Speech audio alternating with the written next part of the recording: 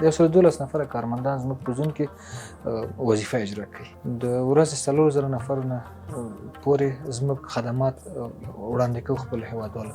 د الکترونیکي تذکرې اړوند باید دغومره ووایم چې د هیواد دقیق نفوس شمېرنه چې د ولایت په سطحه د ولسوالۍ په سطحه د هغې لپاره فرضاً د اجتماعي خدماتو وړاندې کولو کې ډېر مرسته کوي او همدارنګه په امنیتي بخش کې هم مرسته کوي موږ سره. او تر ټولو غوره برخه دا ده چې په د یو الکترونیکي حکومتولۍ لپاره په مجموع کې موږ سره دا کمک کوي.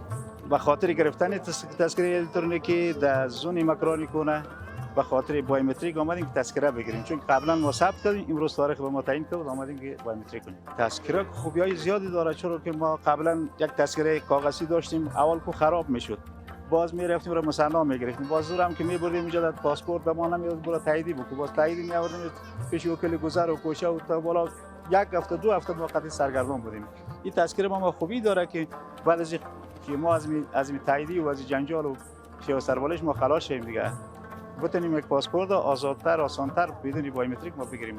از مردم کلا خواهش میخواست میکنیم بیاین تذکره را بگیرن، چون که کار خودشون سبا یک آجیل پاسپورت کار میشن، تذکرهشون که باشه سبا تقاعدی دارن، معیبین هستن، کار پیسهشون هم میگیرن، نمیتونه بدون از این کشیده. باید پیش از پیش همه مشکلاتشون حل باشه که سبا از مشکل روبرو نشون. کاغذی تذکره خودش ولا چې چا به 3 دانې اخیستې چا به 4 دانې اخیستې، تقلب به ډېر زیات پکې کېده.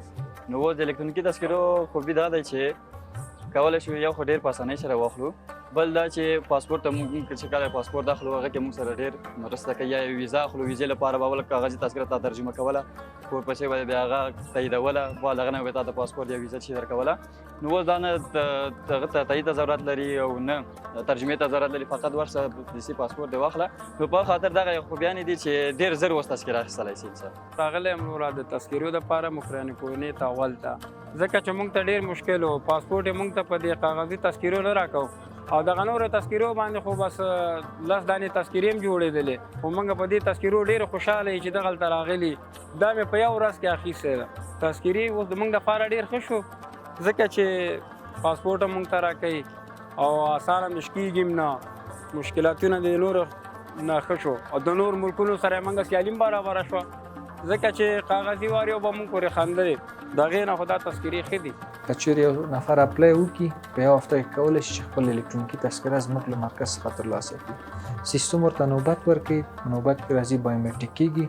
خو له خپلو هیوادوالو څخه موږ تقاضا کوو چې خپل نوبت مراعات کړي، کوم چې د ادارې لخوا ورته نوبت ورکول کېږي په هماغه خپل نوبت باندې راشي او هغه موږ اجرا کوو انشاءالله.